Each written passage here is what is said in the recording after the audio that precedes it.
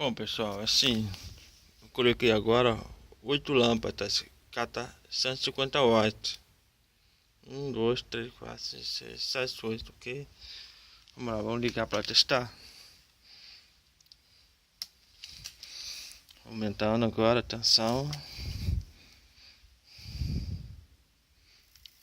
Corrente 61. Vamos lá, vou ver a corrente. Vamos lá. Vai passar até próximo de 7. Não diminui mais, então vou testando. Aqui. 8 lâmpadas agora. Vamos manter a tensão da entrada do sistema. Olha lá, tá indicando 110 volt AC.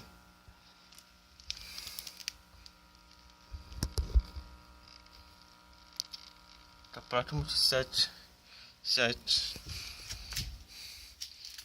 Não sei que é o mesmo do brilho de ontem.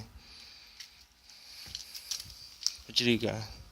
O faísca agora tá bem menorzinho. Muito menor. Olha lá, ele quase é o minúsculo faísca. Bem pequeno. É isso aí, pessoal.